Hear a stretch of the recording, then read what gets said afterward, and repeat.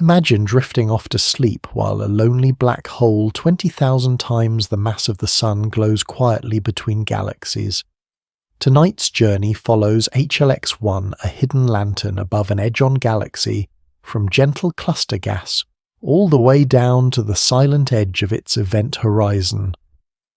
If calm, science-based space stories help you relax, feel free to gently like this video, subscribe to the channel, and turn on the bell so you don't miss the next night's voyage. Now, settle in, get comfortable, and let's begin our slow descent toward HLX-1. HLX-1 is a hyperluminous X-ray source near the edge-on galaxy ESO 24349, about 290 million light-years away. It appears to host a black hole around 20,000 times the Sun's mass, a rare middleweight that fills a gap in cosmic growth stories. Across this journey, the narration traces how such a lone object between galaxies gathers matter, shines, and reshapes its quiet surroundings. HLX-1 stays as a small, steady lantern perched just above a silver galactic disk glowing against the dark of intergalactic space. In simple terms, this section keeps HLX-1 fixed on the map and explains why its strange location matters. An intermediate mass black hole holds between stellar and giant galactic masses. In smaller systems, black holes weigh a few to a few dozen suns, while the giants in galaxy centers can reach millions or billions. This leaves a wide, quiet range in the middle that has long been hard to fill with firm examples.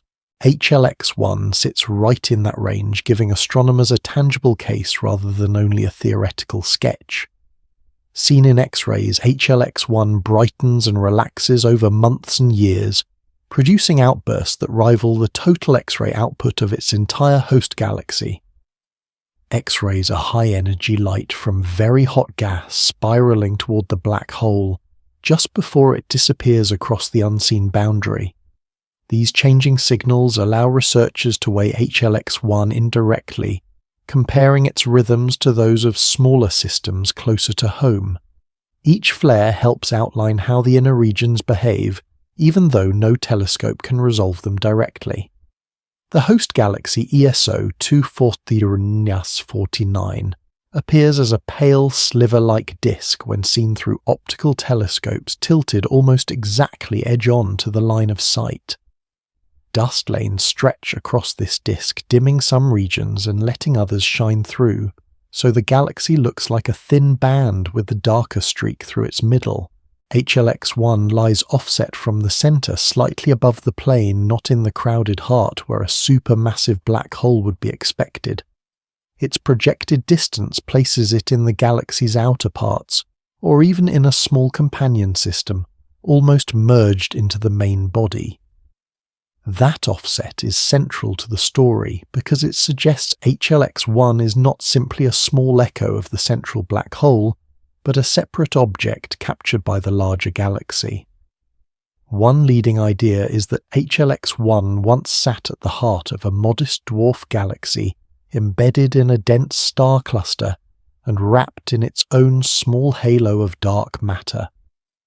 Over immense time, the parent dwarf could have drifted close to ESO 224349, feeling growing tidal pulls that stretched its stars into long streams and peeled away its outer material. In that slow encounter, most of the dwarf's body would have blended into the bigger galaxy's outskirts, leaving only the central cluster and the black hole still clinging together. The bright X-ray source seen today would then be a surviving core glowing as it slowly consumes fresh gas along its orbit. Because HLX-1 sits off-center, it allows models of black hole growth to be tested without confusion from a crowded galactic nucleus. Its measured brightness and changes with time help fix its place on the mass ladder between stellar remnants and central giants. When it shifts from brighter states to quieter ones, the pattern resembles enlarged versions of behavior seen in smaller black hole systems within the Milky Way. That similarity suggests that once matter forms a disk and spirals inward, the basic rules of accretion may repeat across many mass scales.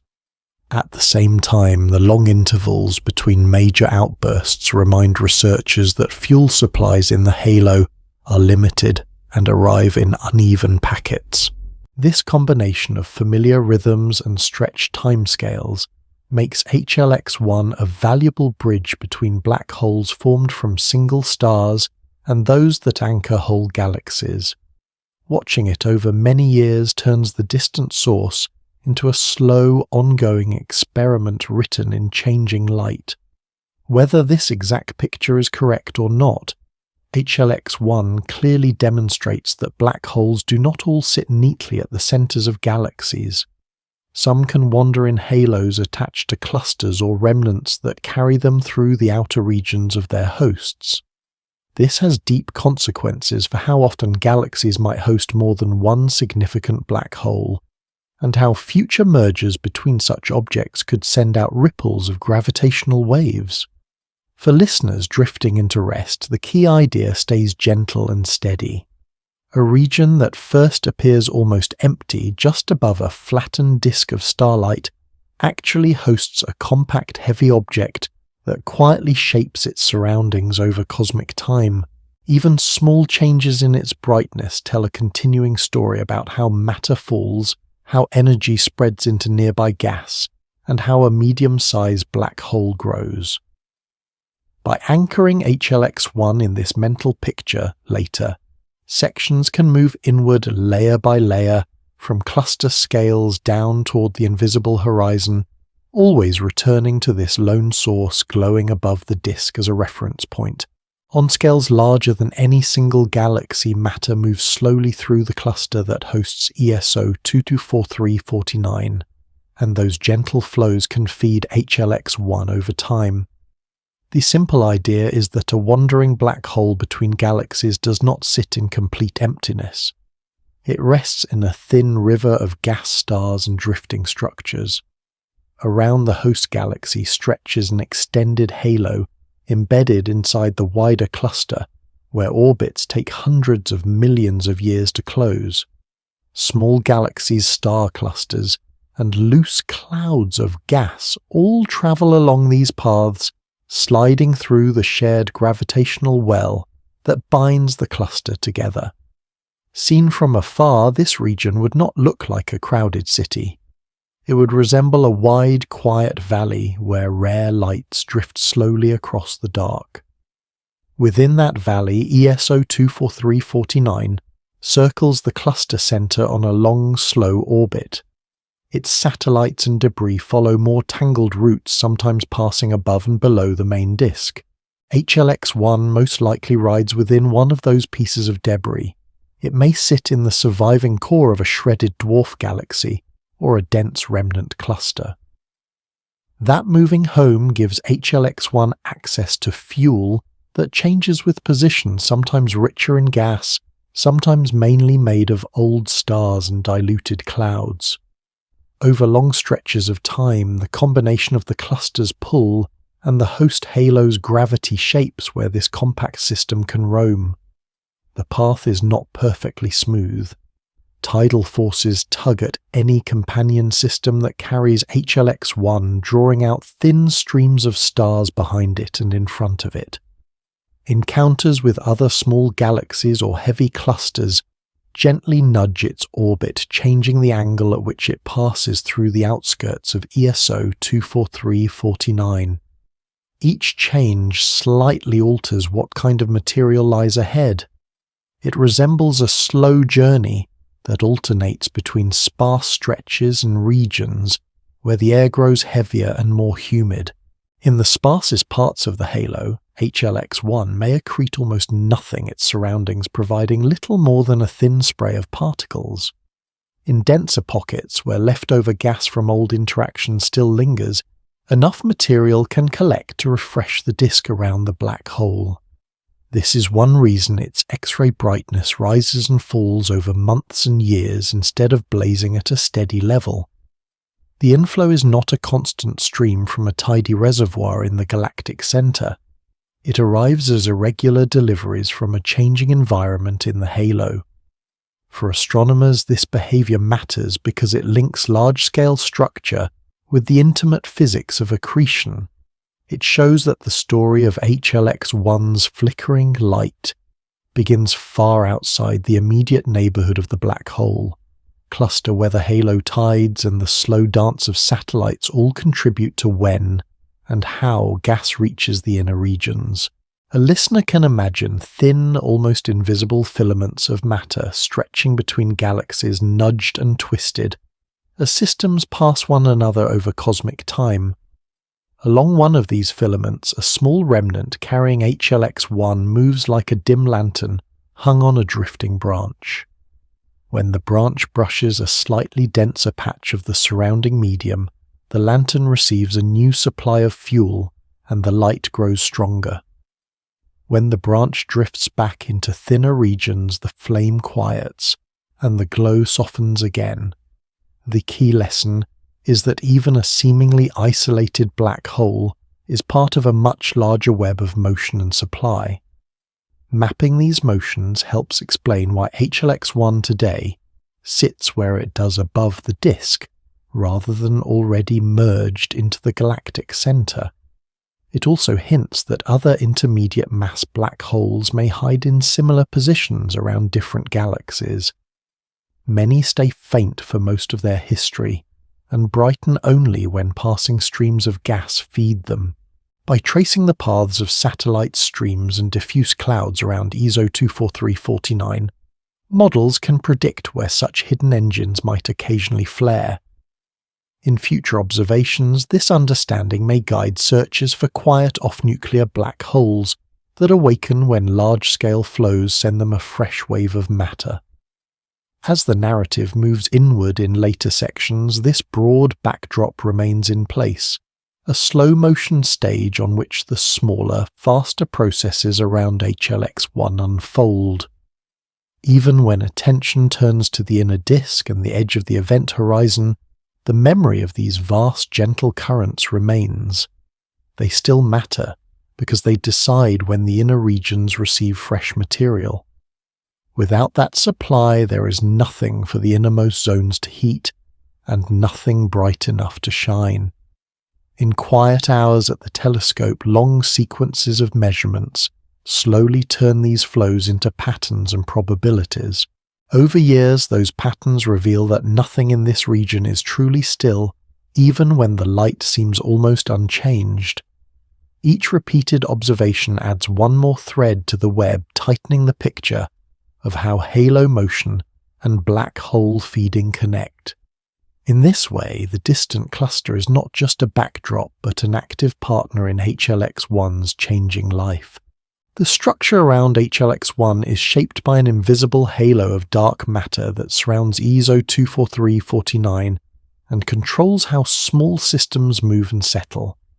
In simple terms, the galaxy sits inside a deep, smooth gravitational well, and every satellite or remnant, including any core that may host HLX-1, follows gentle paths inside that well. Dark matter in this context means unseen mass that reveals itself only through its pull on stars and gas. It does not glow, does not absorb light, and does not form bright clouds. It is more like a quiet scaffolding that holds the galaxy and its outskirts together. Within this extended halo, orbits stretch far beyond the visible disk, looping through regions where starlight becomes thin yet gravity remains strong. A small companion galaxy or a dense cluster carrying HLX-1 responds to this field the way a leaf responds to the shape of a lake's surface, drifting along paths set by the overall curve rather than by local ripples. The host halo determines how close the companion can pass to the galactic center, how high above the plane it may rise, and how long it can survive before losing most of its stars. Over many passages, tidal forces steadily peel material from the companion's edges. Tidal forces here simply mean differences in gravity between one side of an object and the other side. When a smaller system swings past a larger one, the nearest side feels a slightly stronger pull than the far side. Over long times, those small differences stretch the companion, pulling out streams of stars that follow it like a faint trail. For a dwarf galaxy that once hosted HLX-1 at its centre, this process can be slow but relentless. The outer stars leave first then gas and looser clusters until only a compact core remains. That core can look like a heavy star cluster, containing many thousands or millions of stars packed within a tight volume with HLX-1 embedded at its heart. The dark matter halo of ESO 224349 not only strips the companion but also keeps the remnant bound, preventing it from flying off into intergalactic space. In this way, the halo both erodes and preserves, removing the bulk while holding onto the core. The result is a small, dense system on an orbit that threads through the galaxy's outer regions, matching what is observed for HLX-1's position above the disk. From a wide perspective, the gravitational potential of the halo is smooth and extended like a gentle basin rather than a sharp pit. Within that basin, many different orbits are possible. Some plunge close to the centre, others linger in the outskirts, and still others wrap around in inclined loops that carry remnants above and below the galactic plane. HLX-1's off-centre slightly elevated location suggests an orbit that does not dive straight through the galactic core, but instead skims around it, perhaps slowly decaying as friction with surrounding matter saps orbital energy. The timescales involved are so long that for all practical purposes HLX-1 spends cosmic ages in the halo, neither rapidly falling inward nor escaping. This has strong implications for how often galaxies might host more than one massive black hole at a time. If halos keep stripped cores in long-lived orbits, then many galaxies could carry a quiet population of such wanderers, only some of which become bright enough to detect. The gravitational field of the halo also influences the environment near HLX-1 in more subtle ways. As stars and gas streams are drawn out of former companions, they do not disperse instantly. Instead, they can form broad looping rivers of material that pass near the remnant core again and again. Each pass slightly increases the chance that some of this material drifts inward, eventually reaching the black hole's gravitational grip. In this picture, HLX-1 does not sit still in a fixed reservoir. It moves through a landscape shaped by the halo where arms of low-density matter occasionally brush past. When that happens, the accretion disk around the black hole can thicken and brighten for a while. When those arms drift away, the supply thins and the source quiets. Observationally, this means that some aspects of HLX-1's light curve can be read as a record of its orbit and the distribution of stripped material in the halo. For listeners, a helpful image is a heavy stone embedded in a slow river running through a deep valley. The valley is the dark matter halo setting the general direction of flow. The river is the mixture of stars and gas bending and curling under gravity's guidance. The embedded stone is the remnant core with HLX-1 inside it. As eddies and side channels brush against the stone, more water swirls around it for a time before moving on. In the same way as streams of stripped material cross HLX-1's path, the black hole's feeding rate changes and its X-ray light rises or falls. This halo-controlled setting is crucial because it means HLX-1's story cannot be told only by looking at the nearby disk. The wider halo fixes the orbital stage on which every outburst plays. By modelling that halo with the motions of visible stars, astronomers can infer where unseen mass lies and how it guides the remnant hosting HLX-1. Gradually, this builds a link between the large-scale structure of the galaxy's shadowy outskirts and the very local behaviour of the black hole's accretion flow. As the narrative moves inward in later sections, this quiet framework remains in the background. The dark matter halo continues to cradle ESO 24349, and its remnants ensuring that HLX-1 stays in place as a lantern in the outskirts, rather than plunging directly into the crowded galactic nucleus. The edge-on view of ESO 24349 turns the galaxy into a thin, luminous line, and HLX-1 appears just above that line like a misplaced star. The idea stays simple and calm. The host galaxy shows a narrow silver disk, while the black hole's X-ray light hangs slightly off to one side, not buried in the crowded nucleus. When optical images are stacked, a dark lane of dust cuts through the disk and gives the galaxy a layered banded structure. The central strip looks dimmer, the regions above and below look brighter, and the whole disk takes on the shape of a soft bar of light. HLX-1 sits near this textured edge, where the blended glow of starlight fades and the more transparent halo begins. From a distance, the arrangement resembles a tilted coin with a tiny ember hovering just beyond its rim. This off-center placement becomes one of the clearest visual clues that HLX-1 is not the main central black hole of the galaxy. It looks like a separate captured object. In many massive galaxies, the heaviest black hole rests deep in the nucleus, wrapped in thick swarms of stars, gas, and dust.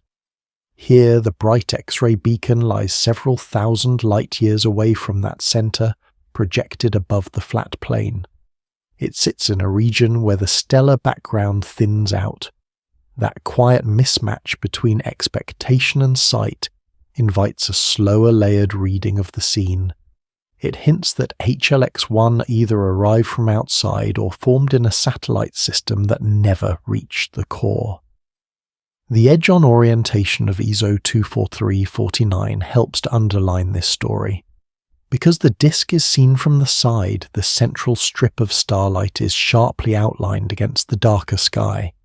Any compact source that sits above it stands out more clearly, especially when the background is relatively smooth. HLX-1 therefore appears as a small displaced point superimposed on the faint outskirts. It is easier to isolate than it would be in a face-on galaxy where overlapping structures might bury it. Dust lanes thread through the visible disk and absorb some of the light from stars hidden deeper inside. These lanes create pockets of relative darkness that act like natural masks and gently reduce glare from the galactic midplane. Through those softened windows, high-energy observatories can separate the black hole's emissions from the diffuse glow of billions of surrounding stars. In this way, the geometry of the system becomes an ally rather than a complication. The tilt of the galaxy, the placement of the dust, and the off-center position of HLX-1 work together to highlight a single unusual source.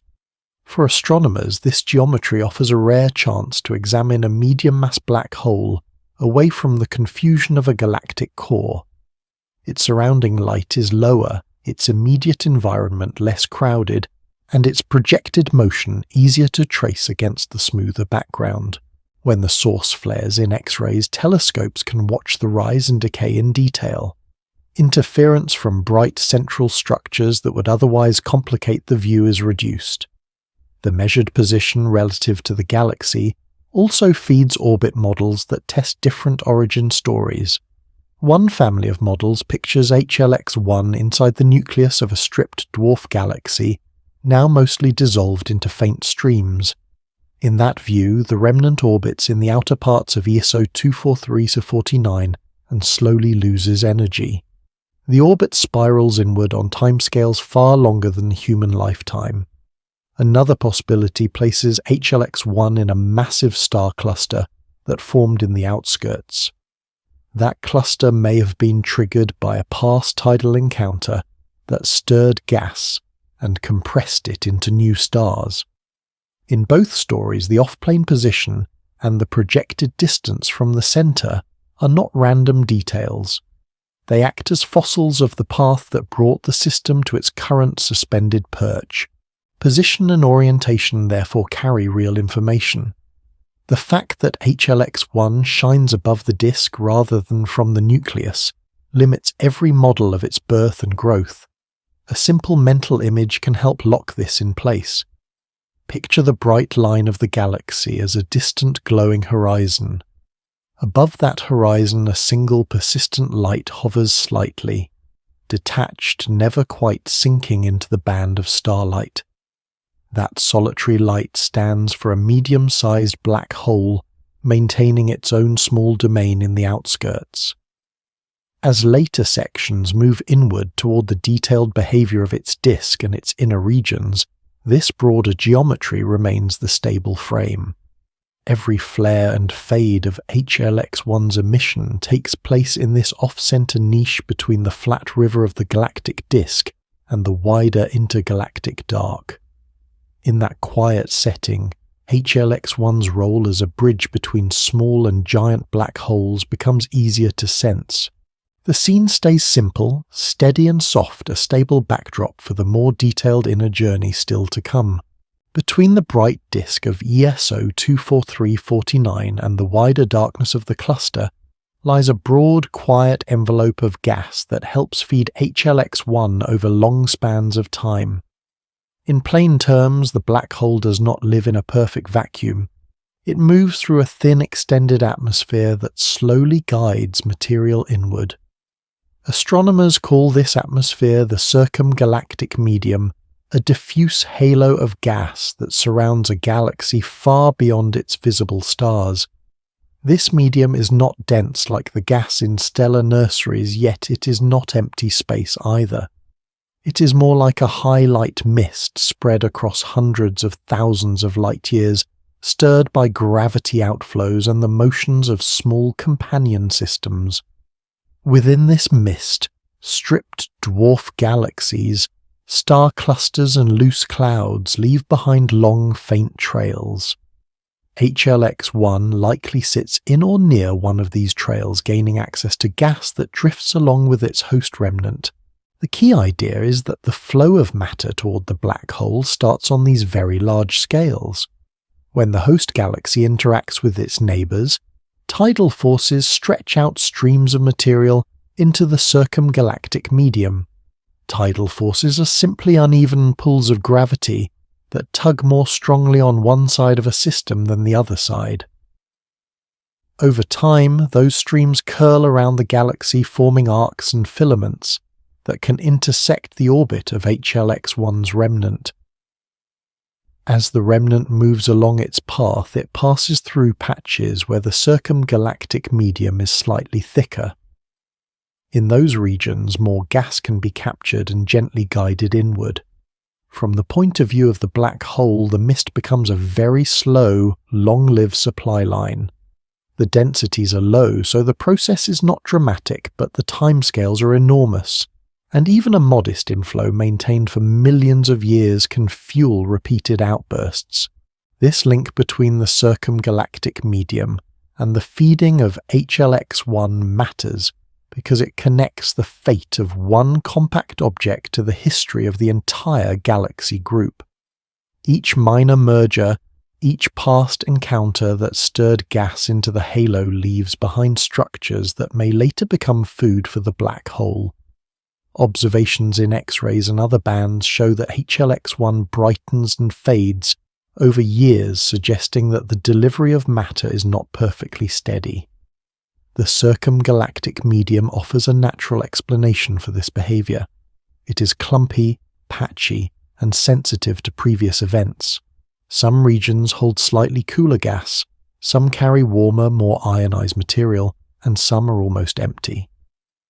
As HLX-1's remnant drifts, it samples this varied landscape. A useful mental image is a high-altitude balloon drifting through layers of very thin cloud. Sometimes the balloon passes through clearer air, sometimes through wisps that leave fragile traces on its surface. In the same way, the remnant carrying HLX-1 crosses invisible layers of gas as it orbits inside the halo. From time to time, those layers are dense enough that part of the gas slows down, loses energy, and begins to fall inward more directly. At first, this motion is gentle and widespread. Gas clouds feel slight resistance as they move through the halo. Small shocks interactions with hotter phases and the gravitational pull of the remnant core all help remove energy from the gas. As energy drains away, some of this material spirals closer to the remnant. Eventually, at much smaller distances, it will join the accretion flow and form a disk around the black hole. In this way, a path that begins in the circumgalactic medium leads step by step toward the glowing X-ray source.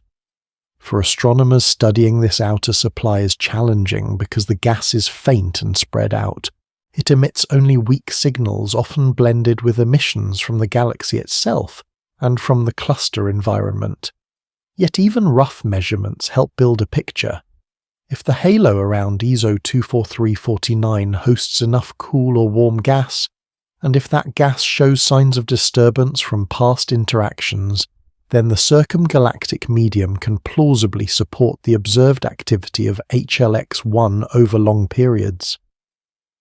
By connecting the brightness cycles of the black hole to the structure of the halo models, turn a distant point of light into a tracer of the galaxy's extended atmosphere.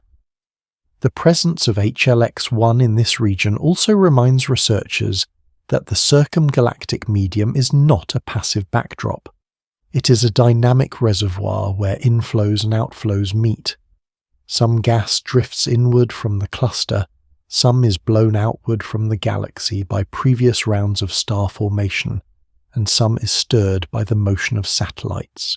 HLX-1 sits at the crossroads of these motions, receiving material from whichever direction the balance happens to favor.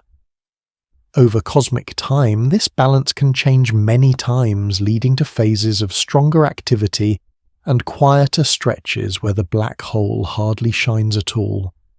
As the narrative moves closer to the inner disk in later sections, this extended supply remains part of the underlying rhythm.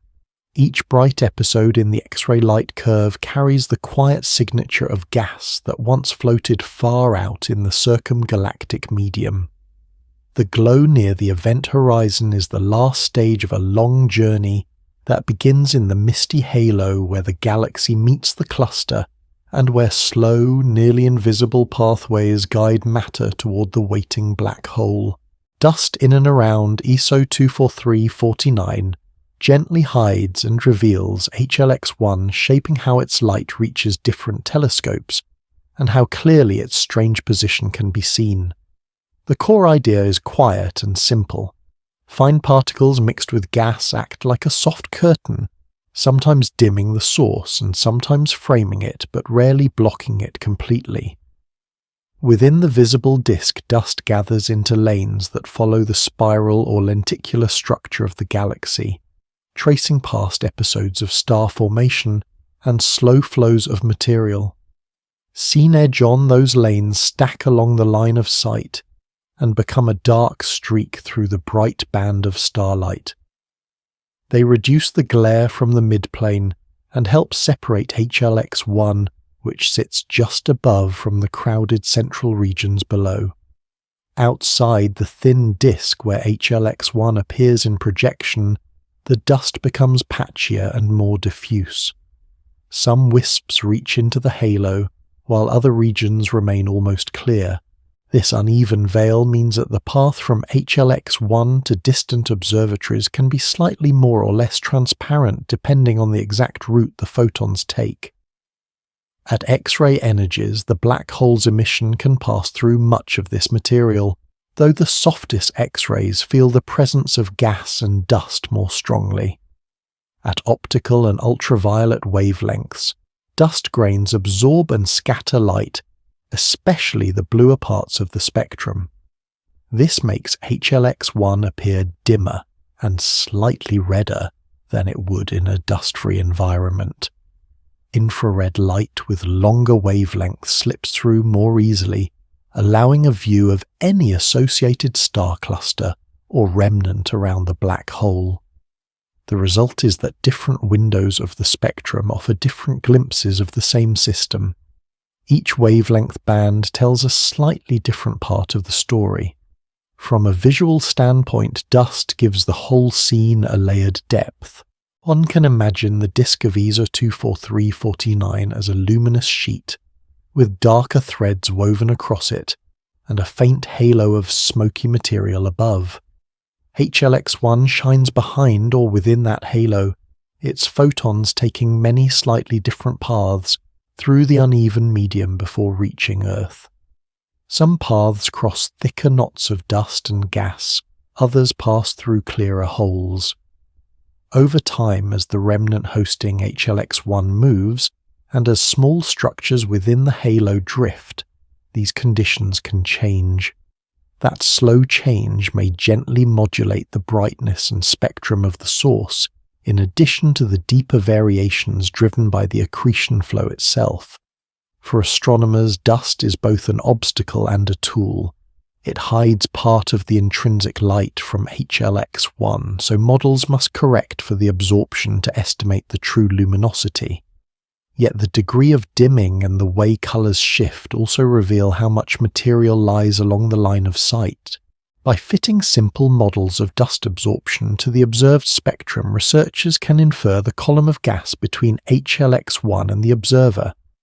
That information ties the point source to the broader structure of the galaxy's interstellar and circumgalactic medium. In this way, even the obscuration becomes a quiet messenger about the environment.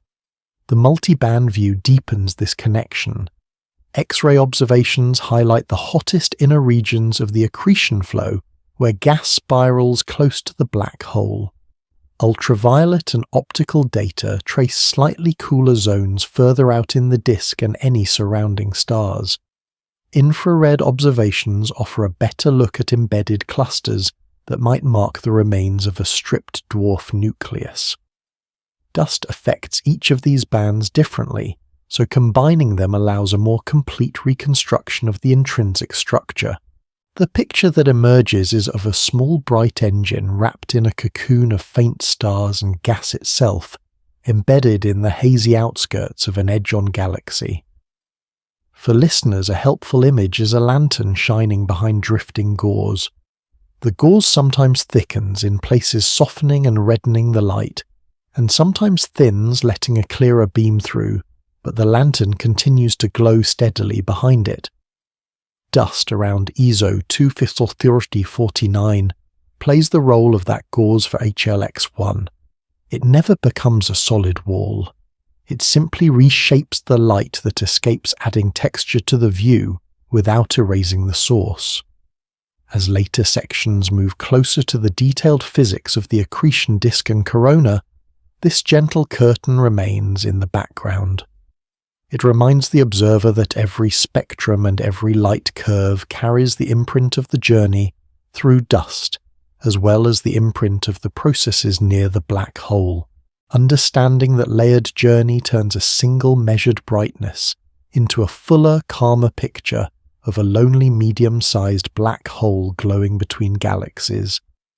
It also means that sudden changes in appearance are rare, because the foreground material evolves slowly on human timescales.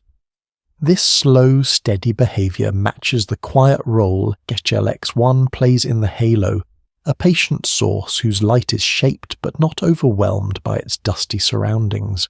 Close to HLX-1, gas drawn in from the halo and outskirts begins to spiral tightly, and that inward fall turns into intense heat and high-energy light. In simple terms, the region just outside the black hole glows in X-rays because matter is squeezed and stirred before it disappears. HLX-1 behaves like a small distant lighthouse whose beam brightens, softens, and then brightens again on a slow rhythm. The light is not steady. It waxes and wanes over months and years, tracing the changing pace at which gas reaches the inner disk. As material circles inward, friction and compression raise its temperature to tens of millions of degrees hot enough that most of the emission emerges in X-rays rather than visible light. The result is a compact lantern that outshines its host galaxy in this narrow band, even though the black hole itself covers less space than a small city. To observers, the brightness curve of HLX-1 looks like a series of gentle pulses, periods of relative quiet are followed by outbursts, where the X-ray flux rises, holds, and then slowly fades again. Each outburst suggests that a new packet of gas has made its way into the inner regions, thickening the disk and boosting the energy released. The timing of these events matters because it hints at the black hole's mass. In smaller systems with black holes a few times, the Sun's mass-similar cycles happen more quickly. The clocks near HLX-1 run on longer beats, consistent with a heavier central object whose gravity sets slower orbital times. Astronomers describe these patterns in terms of accretion states. A high, soft state means that the disk dominates the emission and appears hot yet relatively smooth. A low, hard state means that the light is more strongly shaped by a hotter, more energetic region closer to the black hole. In everyday language, the glow sometimes looks richer and softer, and sometimes sharper and more piercing. HLX-1 moves between such states in a way that mirrors familiar behavior seen in stellar mass black hole systems, but stretched over longer intervals and higher luminosities. This similarity is important because it suggests that the same basic physics operates across many scales. The flow of matter settles into roughly the same patterns, whether the central mass is 10 suns or 20,000 suns. Only the size of the stage and the rhythm of the changes differ. For the listener, another helpful picture is that of a distant heartbeat traced as a faint line on a long strip of paper. Each surge in X-rays is a beat, each quiet period a pause between waves. Over years of watching, that heartbeat stays recognizable, though it never repeats in exactly the same way. Small differences from cycle to cycle carry information about how evenly the black hole is being fed and whether the inner disk structure is shifting. The shape of individual pulses carries its own clues. A rapid rise followed by a slower fading suggests that gas is delivered quickly and then gradually consumed. The rise marks the moment when a new inflow reaches the inner regions and thickens the disk.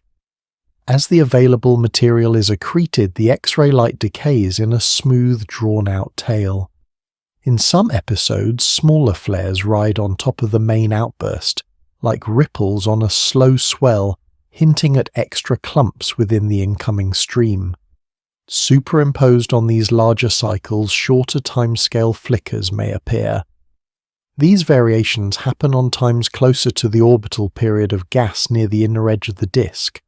They are not always visible with current instruments, but when they are, they give a more direct handle on how close to the black hole the emitting material sits.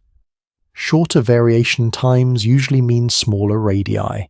By comparing these times with predictions from general relativity, astronomers can estimate how far the inner disk extends and whether it hugs the innermost stable circular orbit or retreats outward when the accretion rate drops. All of this makes HLX-1 not just a bright spot, but a well-timed laboratory. It offers a clean-off nuclear setting where classical models of accretion can be tested at a mass scale that falls between X-ray binaries and the cores of galaxies. When the light curve is analyzed, the period between major outbursts and the shape of those outbursts both favor an intermediate mass black hole rather than a cluster of smaller objects. A cluster would not produce the same coherent repeating patterns. The outburst would smear together and fade more quickly. Instead, the emission behaves as though one central heavy engine collects the inflowing gas and releases energy in ordered if imperfect cycles. In a quiet observing room, the record of HLX-1's changing X-ray output appears as a set of smooth humps and dips plotted against time. Each data point is a count of incoming photons from a region that cannot be seen directly. Taken together, they describe a living system that breathes in slow motion, tied to whatever the surrounding halo and circumgalactic medium choose to send inward. The calm message in all this is that HLX-1's flickering does not signal violence in the everyday sense. It marks the steady working of gravity and friction over immense distances and long durations. Gas circles heats, glows and disappears, and the light that escapes becomes a gentle record of that journey. As later sections move inward again toward the detailed structure of the disk and the thin, hot corona above it, this heartbeat of X-rays remains the main guide, a steady line that connects theory with the actual changing glow of a medium-sized black hole between galaxies. In the region just outside HLX-1, gas that has drifted inward from the halo flattens into a broad, slowly turning accretion disk. The simple picture is a glowing, spinning sheet of material thinnest at the edges and thicker toward the center where gravity pulls most strongly. Each ring of gas orbits at its own speed, faster on the inside and slower on the outside, so neighboring rings gently rub against one another and turn orbital energy into heat. That soft internal rubbing raises the inner disk to very high temperatures, while the outer parts remain cooler and dimmer. In this way, the accretion disk spreads the infalling gas out, drains its energy, and delivers it step by step toward the black hole. The outer disk forms a calm, extended reservoir. Here, temperatures are lower and much of the radiation escapes at ultraviolet and soft X-ray wavelengths, rather than at the hardest energies. Gas in these outer zones completes orbits in hours or days depending on distance from the center. Because HLX-1 is a medium-sized black hole, the disk extends over a region vastly larger than the event horizon itself, yet still tiny compared with the galaxy that hosts it. As material slowly drifts inward through this broad structure, small variations in supply arriving from the circumgalactic medium get smoothed out. The disk acts like a buffer, turning irregular deliveries into a more continuous inward flow. Deeper and closer to HLX-1, the disk becomes hotter and more compact. Orbital times shorten to minutes, and the gas density rises. In this inner region, radiation pressure, magnetic fields, and turbulence all help move angular momentum outward. Angular momentum simply measures how strongly a rotating object resists changes to its motion. For gas to spiral inward, some of that rotational stubbornness must be carried away. Magnetic field lines that thread neighboring regions of the disk help with this task, acting like stretched bands that transmit forces between rings. The result is a delicate balance in which the disk neither collapses all at once nor stays frozen in place. Instead, it channels material inward at a rate set by its internal friction and by the amount of gas supplied from larger scales. The color and shape of the disk's light carry direct clues about this structure. A cooler, more extended disk shines more strongly at lower energies, while a hotter, more compact disk produces a spectrum weighted toward harder X-rays.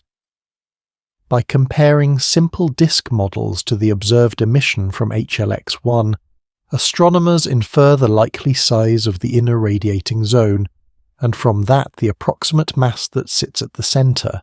For HLX-1, the best-fitting disks are larger and cooler than those found around ordinary stellar mass black holes, yet smaller than those wrapping the giants in galactic nuclei, supporting the idea of a rare intermediate mass object.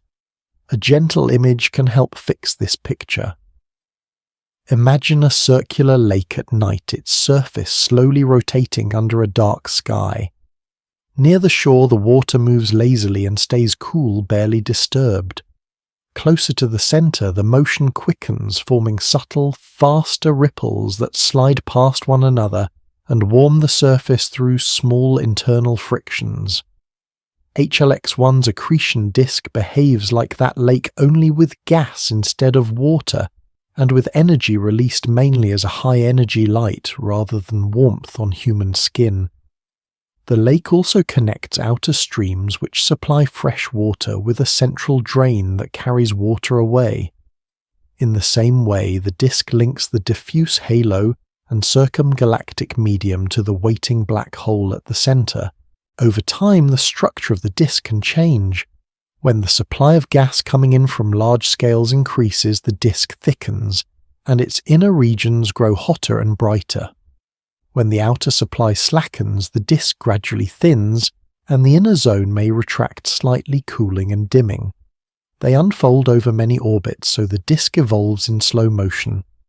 The rise and fall of HLX-1's X-ray brightness during outbursts reflect this breathing motion of the disk as much as they reflect individual deliveries of new gas. For researchers, this combination of gradual structural change and repeated outbursts makes HLX-1 a useful bridge object. By comparing its inferred disk properties with those of smaller and larger systems, they can test how well standard accretion disk theory scales with mass. Early results suggest that the same basic patterns hold, reinforcing the idea that a single family of disks feeds black holes across a vast range of sizes. As the narrative moves inward in later sections, the focus will shift from the relatively dense body of the disk to the more tenuous regions above it. There, near the top layers, some gas becomes so hot and rarefied that it forms a corona, a thin, high-energy atmosphere that further sculpts the outgoing light. Beneath that glowing skin, the broad, slowly turning accretion disk remains the main engine, the quiet mechanism that steadily converts the gentle inflow from the halo into bright emission near the heart of HLX-1. Above the bright accretion disk of HLX-1 stretches a much thinner, far hotter region of gas that gives the system its hardest, most energetic X-ray light.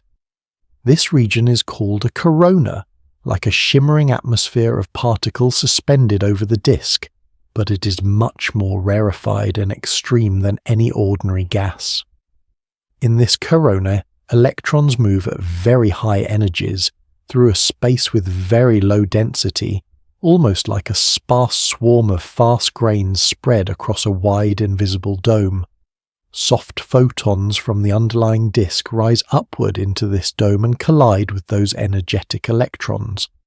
Each collision can boost a photon to higher energy, turning relatively gentle light into a sharper X-ray. This process, known as Compton scattering, is simple in spirit. A low-energy packet of light meets a high-energy particle, receives a push, and leaves with extra energy and a shorter wavelength. The result for HLX-1 is a layer of emission that sits on top of the disk's softer glow, adding a more penetrating component to the spectrum. When the corona is strong, this hard X-ray component becomes more pronounced. The spectrum tilts toward higher energies, and the overall look of the source shifts toward what observers call a hard state.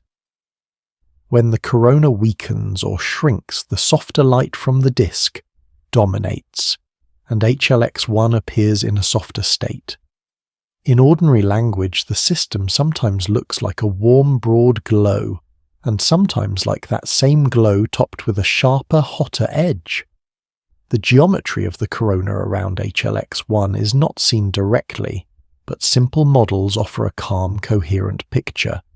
In some models, the corona forms a wide umbrella-like layer over much of the inner disk, bathing it in high-energy particles.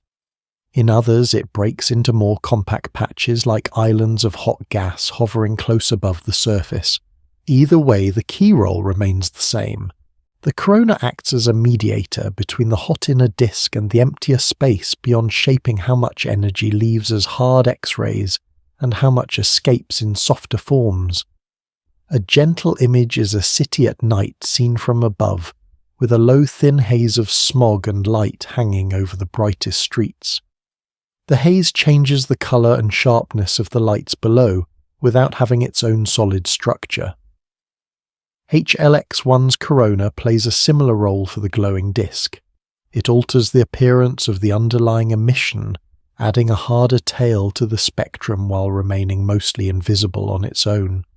Observations of HLX-1 across different states suggest that this corona responds strongly to the amount of matter flowing through the disk.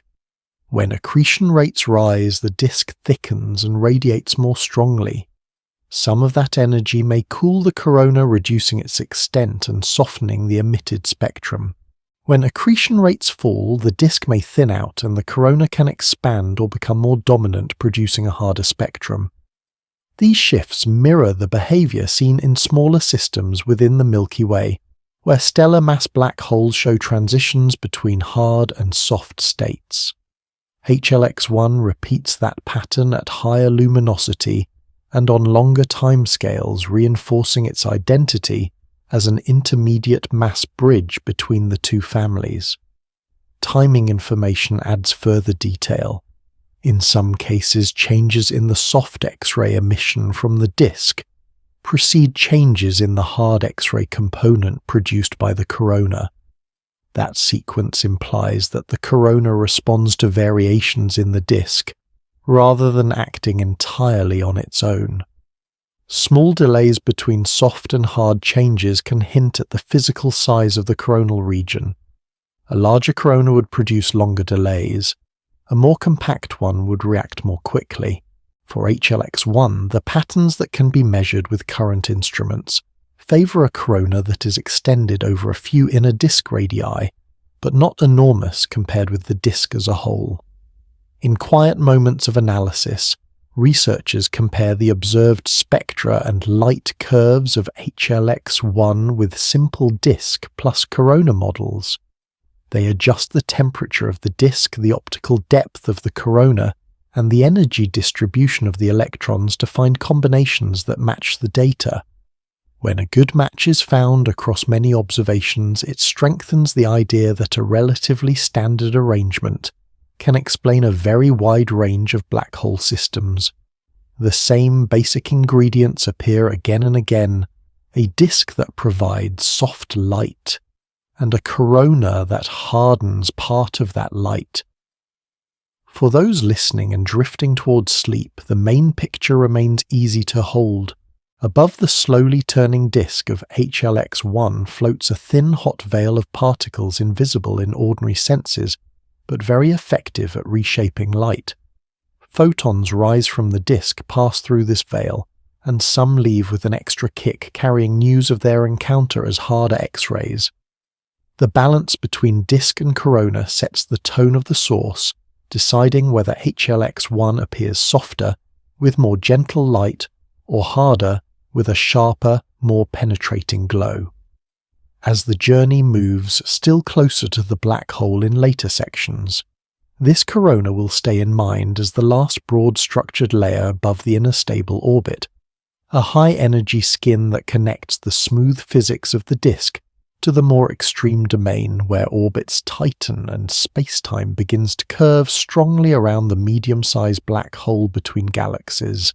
Not all of the gas that reaches the inner regions of HLX-1 falls through the horizon. Some is gently turned around and sent outward as winds and narrow outflows that carry energy back into the surroundings. The central idea is that the black hole does not only swallow, it also pushes heats and stirs the nearby medium through these returning streams. Close to the inner disk, radiation pressure and magnetic fields can lift part of the gas away from the midplane. Radiation pressure is simply the push of light on matter. In the bright environment around HLX-1, that push becomes strong enough to loft material upward instead of letting it complete its inward spiral. Once lifted, some of this gas escapes along open paths and forms outflows. Others may travel along tighter channels that begin to resemble small focused jets. These structures are not yet mapped in detail for HLX-1, but the pattern of its light hints that something like this is happening. Episodes of strong X-ray emission coincide with times when a significant amount of energy must be released from the inner flow.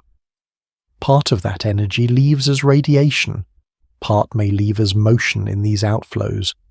Over time, they form a loose cocoon around the source, thinning out with distance yet still capable of nudging the surrounding gas.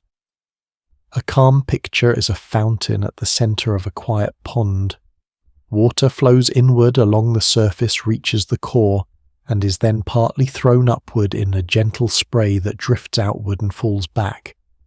In the case of HLX-1, the inflow is the accretion disk, the fountain is the region near the inner edge, and the spray is the wind that carries mass and momentum away. This spray does not move through empty space. It interacts with any gas that lingers in the halo around the remnant cluster or stripped core. Even a modest wind maintained over long periods can clear small cavities and carve diffuse bubbles in this material. Within those bubbles, densities drop and temperatures rise. Such changes can slightly slow further infall from those directions, shaping how and where future gas can approach. In this way, the black hole's own activity regulates its feeding, though only in a gentle partial sense. In more massive systems, powerful jets and winds can strongly reshape their host galaxies. For HLX-1, the scale is smaller, but the principle remains. Feedback is the name given to this return of influence. The black hole feeds on inflowing gas shines, and then sends some of that energy back into its environment, which in turn affects later inflow. In the outskirts of ESO 24349, this feedback probably does not tear apart large clouds. Instead, it produces softer adjustments, slowly heating local gas and helping to maintain its thin, misty state. When outflows from HLX-1 encounter denser knots of material, they can compress some regions while dispersing others. Compression in small pockets may encourage limited new star formation within any associated cluster, while dispersal reduces the chance that thick clouds form nearby. Over millions of years, such subtle effects accumulate. The remnant system that hosts HLX-1 becomes a place where gas is constantly being rearranged on scales of a few light years, even though the larger setting in the halo appears almost still. Observationally, these outflows and winds are difficult to see directly at the distance of ESO 24349. They leave indirect signs instead. Slight changes in the X-ray spectrum, shifts in the relative strength of soft and hard components, and possible signatures in ultraviolet or optical lines can all hint at moving gas along the line of sight. During strong accretion states, part of the emission may be scattered by gas flowing away, producing subtle broadening or shifting of features. By comparing HLX-1 with closer systems where winds and jets are more clearly measured, astronomers can build a consistent picture in which similar processes occur across many mass scales. The presence of outflows also means that HLX-1 participates in the larger energy budget of the halo. Each outburst sends not only light but also mechanical energy into the surrounding medium. In the quiet outskirts between galaxies, even modest injections of energy can help keep gas from cooling too quickly. That in turn may delay the formation of new dense clouds and influence the long-term evolution of the circumgalactic environment. For anyone imagining the scene, HLX-1 can be pictured as a small engine wrapped in a rotating disk, surrounded by a faint, slowly breathing envelope of gas that it both draws in and gently exhales. The inflow carries matter inward. The outflow carries influence outward. Together they set up a soft circulation pattern in the immediate neighborhood of the black hole. As later sections move still closer to the inner stable orbit and the curved space-time near the horizon, this modest fountain of outflow remains part of the story. It marks the point where local high-energy processes connect back to the broader halo, closing the loop between the bright, compact core of HLX-1 and the dim extended gas that drifts through the outskirts of ESO 24349. Deep inside the glowing structure around HLX-1 lies a narrow band where orbits become as tight and fast as they can be, while still remaining stable. This band is known as the innermost stable circular orbit, the last smooth track on which gas can circle the black hole without immediately plunging inward. It can be pictured as the inner edge of a luminous racetrack, the point where the safe lanes end and the slope toward the center grows too steep to resist. For an intermediate mass black hole like HLX-1, this orbit sits a short distance outside the event horizon, close enough that spacetime itself is strongly curved, yet still allowing gas to complete several whirling turns. As the view shifts inward from the broader disk, orbital speeds rise, temperatures climb, and the light emitted by the gas becomes harder and more energetic. The key idea is that near HLX-1 gravity no longer behaves in the simple Newtonian way, familiar from planets and stars. Instead, general relativity describes a spacetime that bends around the mass, changing the rules for what counts as a stable path. At large distances, many circular orbits are possible, each with its own balance of centripetal pull and orbital speed. Closer in, that balance becomes fragile. There is one particular radius where the balance is on the edge. Inside that point, any small disturbance sends gas spiraling inward, instead of letting it recover a circular path. That boundary is the innermost stable circular orbit. Gas that reaches this inner edge still glows, but has little time left before it plunges further. For HLX-1 material just outside this orbit whirls around in minutes, tracing loops that hug the steep well of curved spacetime. The energy released there dominates the high-energy emission and sets the characteristic scale for the brightest part of the X-ray spectrum. Astronomers cannot see the orbit directly, but they can feel its presence in the timing and energy distribution of the light. Faster flickers and certain features in the spectrum point to a compact emission region that matches what is expected near the inner edge. A gentle image is a ring of sparks around a drain. As water flows inward across a basin, it speeds up and forms a bright narrow circle just before it drops out of sight. HLX-1's innermost disk behaves in a similar way, with gas heating as it approaches the last stable track, then sliding inward once that track ends. In this region, orbital speed comes close to a significant fraction of the speed of light. That introduces additional effects. Time for the orbiting gas runs slightly slower than time measured far away. Light emitted from the inner edge is also affected. Some of it is beamed forward in the direction of motion, some is red-shifted as it climbs out of the gravitational well. These effects blur and stretch the signatures in the spectrum, turning narrow features into broad smears. When models include this combination of rapid motion and strong gravity, they reproduce the observed shapes of emission lines more accurately. That agreement offers indirect evidence that the disk really does extend inward, almost to the theoretical innermost stable circular orbit. For HLX-1, the precise location of this orbit depends on the black hole's spin as well as its mass. A spinning black hole drags spacetime around with it, allowing the inner edge to move closer in for matter, orbiting in the same direction as the spin. A non-spinning black hole sets the inner edge further out.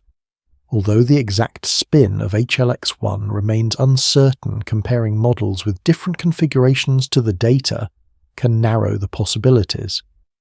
Even without a precise value, the existence of a clear inner edge remains important. It gives theorists a fixed reference scale for the inner disk. It also helps explain why variations in HLX-1's brightness do not happen arbitrarily quickly. Changes in the accretion flow have to propagate from larger radii down toward this inner region, and that takes time. Small fluctuations smooth out as they travel inward, so only some patterns survive to appear in the emission near the innermost orbit. For listeners easing into rest, the story remains quietly structured. There is an outer disk where orbits are gentle and slow, an inner disk where motion becomes fast and bright, and a final ring where stable paths end. Inside that ring, the gas loses the last of its orbital freedom and plunges toward the horizon. everything about the timing and color of HLX-1's light carries the imprint of where that transition occurs.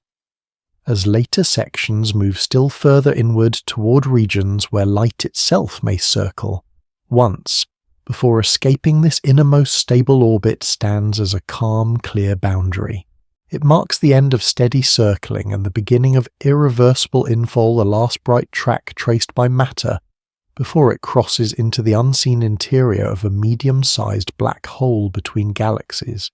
Near HLX-1, gravity grows strong enough that light itself begins to curve, so even radiation must follow bent, hesitant paths around the black hole. The simple idea is that space and time stop behaving like a flat, empty stage and become more like a gently warped surface. Lines that would have been straight in ordinary conditions now curl slightly as they pass close to the center. For an intermediate mass black hole, there is a narrow region where photons can, in principle, loop around on almost circular tracks. This is called a photon sphere, a fragile ring of possible paths. Those paths are unstable.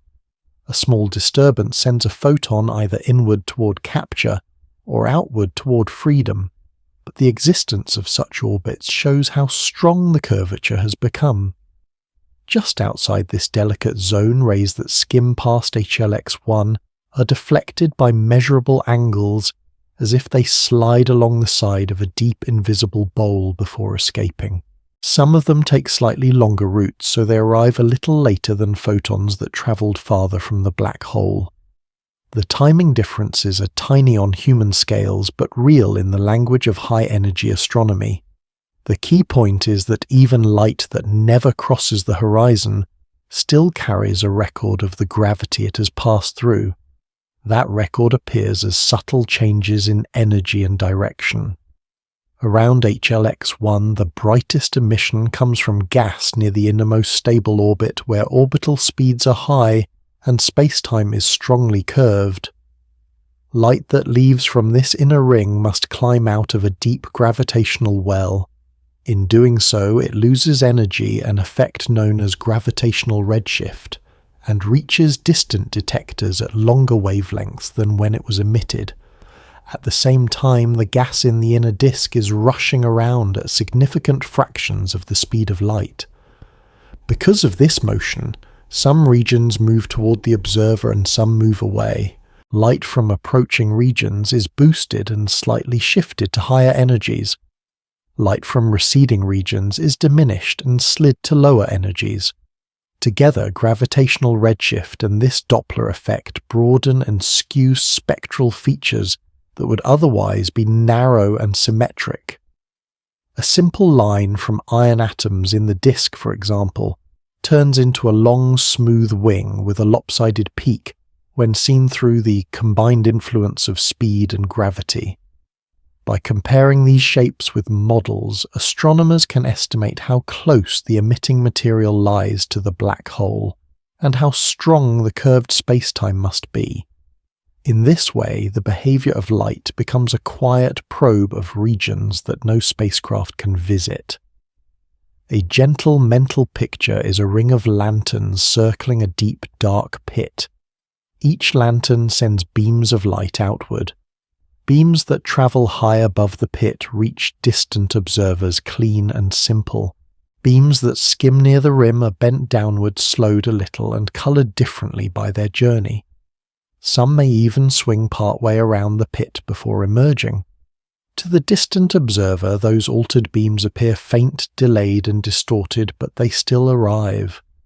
The pit itself is never seen directly, yet its presence is written into the patterns of the light. For an object like HLX-1 far across intergalactic space, current instruments cannot resolve fine rings or separate individual bent paths. Instead, they register a blended total. Even so, the underlying physics is the same as in more massive black holes, whose shadows might one day be imaged in detail. Photons from the inner disk and corona must weave through this curved region before they can move outward into the comparatively gentle field of the halo and then onward through the cluster. Along the way, some rays are focused slightly toward the line of sight, making certain parts of the disk appear brighter than they would in flat space-time. Other rays are deflected away, so some zones contribute less to the final view. This gravitational lensing acts like a soft natural optic placed around the black hole. It magnifies some regions, dims others, and mixes their contributions in subtle proportions. Overlapping all of this is the time structure of the signal. Because different paths have different lengths and different strengths of curvature, the arrival times of photons are spread out. Rapid changes in the inner flow are slightly blurred when seen at large distances. This smoothing makes HLX-1 appear calmer than the frantic motion near the innermost orbits might suggest. For those listening, the important message stays gentle. Near HLX-1, light no longer moves along simple straight lines.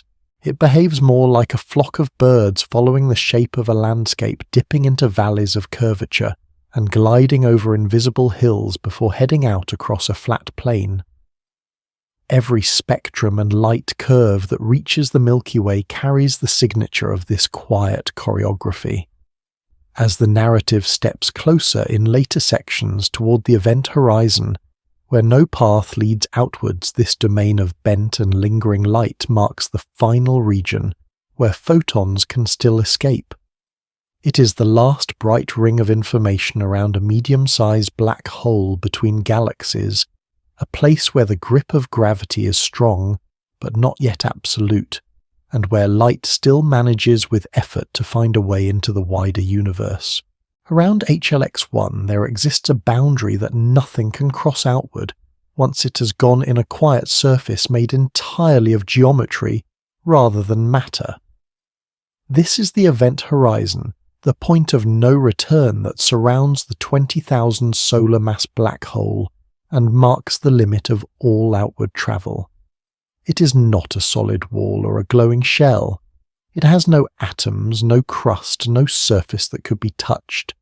Instead, it is a place in space-time where all paths forward tilt inward so steeply that even light with no rest, mass at all, can only move deeper. Outside this boundary, gas in the disk still has choices. It can orbit it, can spiral slowly inward, it can release energy and send light out into space. Inside the horizon, those choices vanish. World lines, which are simply the tracks that objects follow through space-time, bend inexorably toward the center.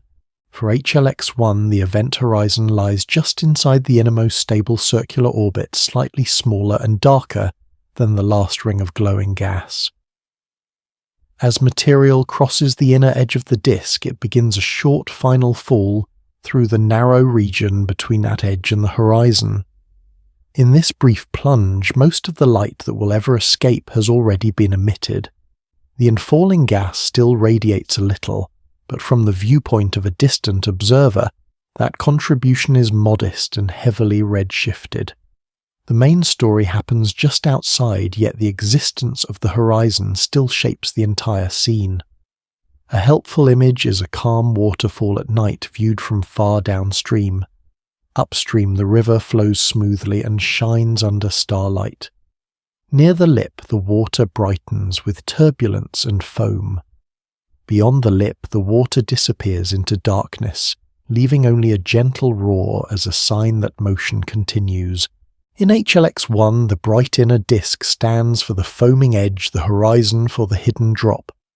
The black hole's center remains unseen, but its presence is marked by the behavior of matter at the threshold. Importantly, the horizon does not reach out and pull matter down. Gravity does that gradually from large distances. The horizon simply records the point where escape has become impossible. An observer that somehow rides with the infalling gas would not feel a sudden impact when crossing it, at least for a black hole of this size. Local conditions might remain smooth, with the strongest tidal forces reserved for regions much closer to the central singularity. Yet from the distant frame in which HLX-1 is watched, the crossing looks very different. As gas approaches the horizon, its light appears more and more red-shifted, and its flickers slow down. Signals from closer and closer layers arrive with increasing delay. In the mathematical description, the time for the gas to reach the horizon stretches without end. To the faraway observer, matter seems to fade and freeze just above the boundary, leaving a slowly dimming image suspended near the edge. This is a perspective effect, not a pause in physical motion, but it strongly colours how the horizon is understood. Around HLX-1, the horizon also defines the last region, from which gravitational waves and energetic particles can emerge. Any merger of smaller objects that happens outside can send ripples through space-time that travel outward. Any collision or turbulence inside cannot communicate with the universe beyond. For an intermediate mass black hole living between galaxies, this has subtle consequences. If HLX-1 ever swallows a compact companion, the region just outside the horizon becomes the stage on which the final dance is played. The pattern of waves would reveal the mass and spin of the black hole, while the horizon quietly enforces the boundary conditions. In daily observations, the horizon's role is more modest and steady. It sets the baseline for how close the disk can stretch and how deep the gravitational well becomes. It anchors the shape of the inner spacetime, which in turn determines the innermost stable orbit, the strength of redshift, and the bending of light. All of these factors feed back into the spectrum and timing of the X-rays that telescopes record from HLX-1. The horizon therefore influences measurements without ever being directly visible. For those picturing the system, the horizon can be imagined as a perfectly dark globe nested inside the last glowing ring of gas. No reflection, no glow, no outline marks its surface. Its presence is known only because light and matter behave differently as the inner edge of the disk is approached. That invisible globe is what turns HLX-1 from a very dense star-like object into a true black hole. A neutron star with a solid surface would allow in falling gas to crash and radiate in a different way. HLX-1 lacks the signatures of such a surface. Instead, it shows the smoother, more extended emission expected when matter passes through a last orbit and then disappears. As the narrative prepares to move outward again in later sections toward the domain where time dilation and lensing set the apparent pace of change, this quiet boundary remains at the center of the picture. Everything in the system either orbits outside it, falls through it, or carries news of its presence in the patterns of the light. In that sense, the event horizon of HLX-1 is less a violent edge and more a silent border between what can be known and what remains forever hidden inside a medium-sized black hole between galaxies.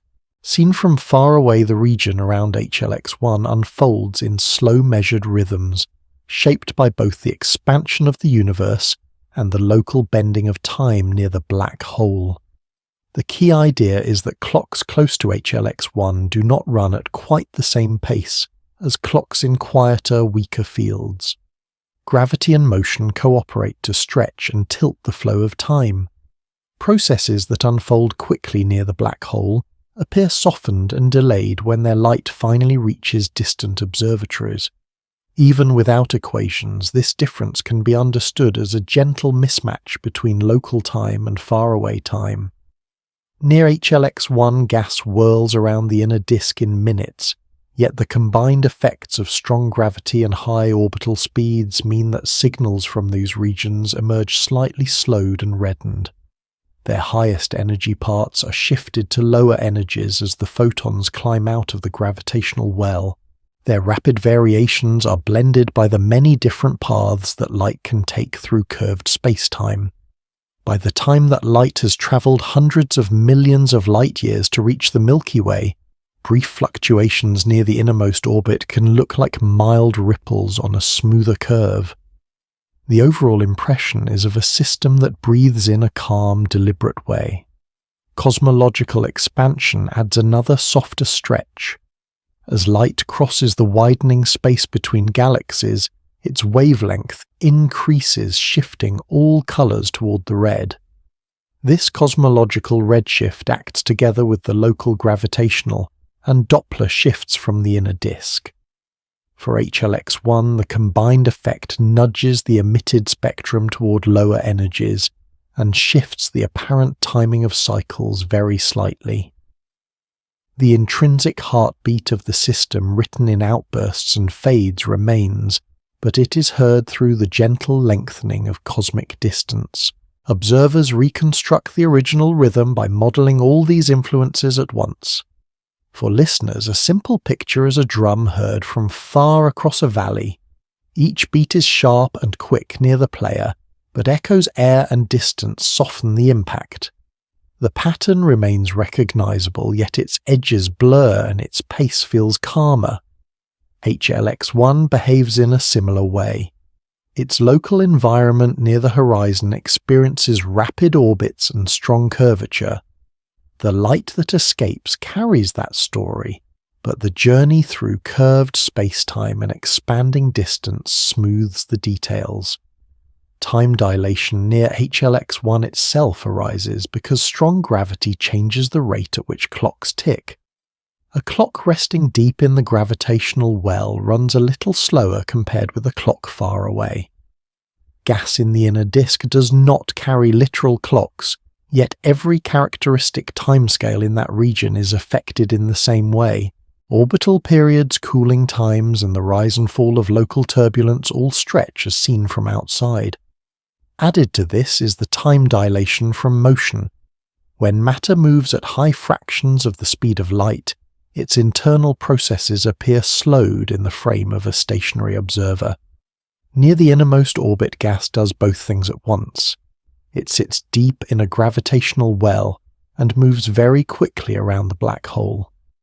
The combined result is that activity close to HLX-1 appears unusually slow and extended when observed from the quiet outskirts of the universe. Light bending further smooths the view. Photons leaving different parts of the inner disk follow paths of slightly different lengths as they curve around the black hole. Some take shorter routes, some longer before they climb back into almost flat space-time. Those path differences introduce small delays. A pattern of brightness that is sharp and localized in the disk becomes more spread out in the sky, because its light arrives over a finite interval. It is as if many tiny mirrors, each at a different distance along a curve, reflect the same flicker toward the observer with slight offsets. The effect on HLX-1's observed light curves is subtle but real. Fast variations from the inner regions are not lost, but they are less jagged by the time they reach detection. This helps explain why the long-term outburst cycles appear smoother than the intense conditions near the innermost orbit might suggest. From the standpoint of interpretation, all these layers of time behavior matter, because they connect measurement back to physical distance from the black hole. When astronomers see changes that never happen faster than a certain limit, that limit hints at the smallest region that can be responsible. Light cannot vary across a region faster than it takes to cross that region. Knowing how gravity and motion stretch apparent durations around HLX-1 lets models convert observed timescales into inferred sizes. In this way, time becomes a quiet ruler for mapping the inner structure. At the same time, the redshifts and time dilations reassure that nothing abrupt or chaotic is hidden behind the data. Even if the inner gas experiences sharp changes, the combination of local physics and long travel acts as a natural filter. Short, sharp events are broadened into more gentle slopes in the recorded light curves. For a medium-sized black hole between galaxies, this means that the signal arriving at Earth carries a naturally soothing quality, extended by both the strength of its gravity and the width of the universe it crosses. A calm way to hold the scene is to imagine HLX-1 as a distant lighthouse whose beam turns more quickly than it seems. The air around it bends the light, the sea mists soften it, and the long distance over the water delays the flicker. An observer on a far shore sees a slow, steady sweep, not the quick mechanical motion at the source. In the same fashion, HLX-1's local timescales are compressed, but its observed variations stretch out into the quiet patterns drawn in X-rays over many years. As the narrative prepares to step outward once more toward the scales where the cluster environment and the circumgalactic medium set the larger rhythm, this picture of stretched time and softened motion stays in place. Every data point collected from HLX-1 is a late arrival from a region where time runs slightly differently.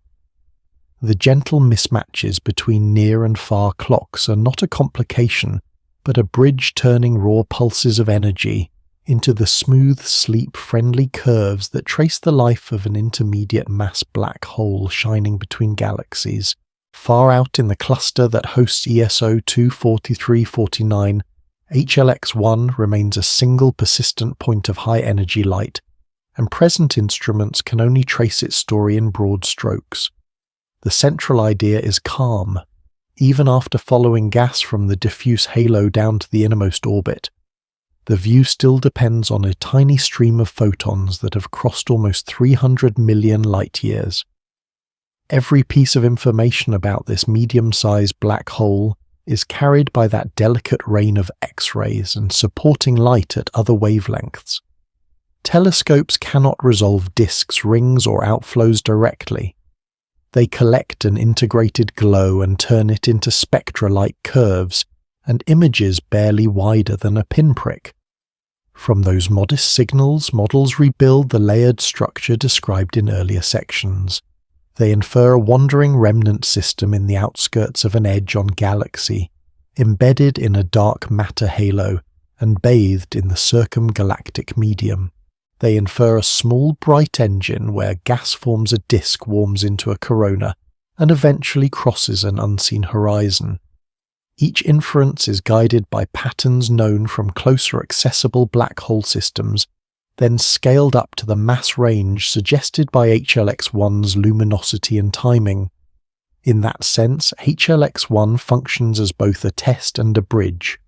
It tests whether familiar theories of accretion emission states and feedback still hold when the mass moves into the tens of thousands of suns. It also bridges between compact stellar remnants and the supermassive giants that rule galactic centers. The fact that its behavior echoes scaled versions of both families hints that a continuous thread runs through the growth of black holes across the universe. From the observer's perspective, the present limit is set by sensitivity and distance. X-ray telescopes detect changes in brightness, but only down to certain faint levels. Timing instruments pick up rhythms, but not every subtle beat survives the smoothing of light, bending, and long travel. Sensitive optical and infrared surveys search for a surrounding cluster or remnant dwarf galaxy, yet only the brightest stars and blended glow can be distinguished. Everything below those thresholds remains part of a quiet background.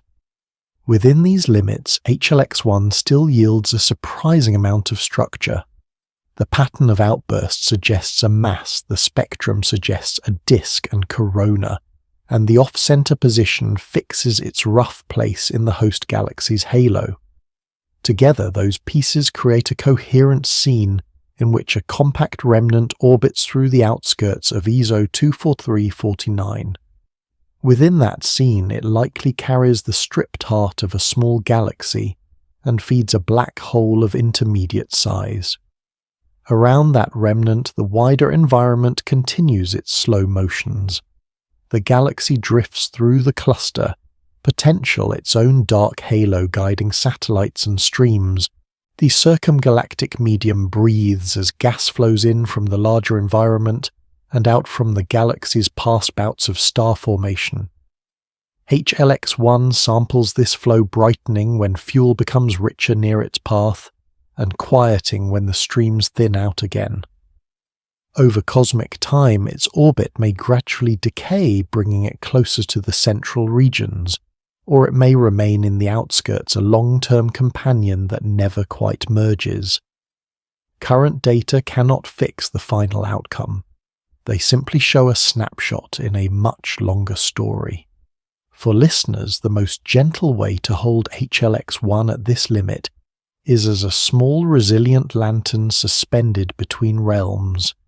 It hangs between the bright disk and the more tenuous cluster, between the known family of stellar mass black holes and the giants that mould entire galaxies, and between what can already be measured and what remains just beyond reach. Future observatories may sharpen the view, catching finer variations in time, tracing weaker spectral features, or even glimpsing hints of surrounding stars with greater clarity. Yet even then, the central horizon will likely stay hidden, its exact interior shielded by the same event boundary that defines every black hole. That mix of knowledge and unbroken mystery is part of what makes HLX-1 such a soothing subject. The large scale flows, the halo, the disk, the corona, and the inner boundary all find their place in a single layered picture, and the picture is stable even as details evolve. At today's observational shoreline, the narrative can travel inward, only to the point where models remain anchored in data. Beyond that, it must stop and let the unseen core remain quietly unknown. In that pause, HLX-1 settles back into a simple impression once more. It is a tiny, steady light above an edge-on galaxy flickering slowly in X-rays against the wider darkness of space, and carrying in that soft flicker the entire path from diffuse cluster gas to the edge of a medium-sized black hole between galaxies. In the outskirts of ESO 24349, HLX-1 continues to shine as a small, steady presence, held in place by the wide halo and the deeper pull of its own gravity. Gas drifts in from the circumgalactic medium, settles into a disk, warms, and releases light before slipping quietly through the horizon.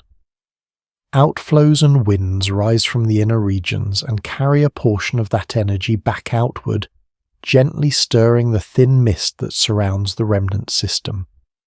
Far above this scene, the host galaxy remains a narrow, luminous bar, its dust lanes and star fields forming a calm backdrop for the lone X-ray lantern on its edge. On still larger scales, the cluster cradles both galaxy and black hole, turning slowly over hundreds of millions of years, while individual orbits and flows continue their patient motions inside. Every observation folds all of these layers together into a single soft signal, a distant source that brightens, rests, and brightens again, following cycles set by the supply of gas and the shape of curved spacetime near the center. For astronomers, HLX-1 offers a bridge between the smallest and largest black holes, a place where theories of accretion and feedback can be tested in a medium-sized regime. For a quiet listener, it offers a different kind of bridge, linking the idea of vast cosmic structure with a simple, memorable image: a thin galaxy seen from the side, a dim halo of mist, a single persistent light hanging just above the disk, its glow written in X-rays and softened by distance and time. The details of its inner workings may change as models improve and instruments sharpen, but that core picture remains. A compact object rests between galaxies, neither at the center nor completely alone, shaping and being shaped by its surroundings over long peaceful stretches of cosmic time.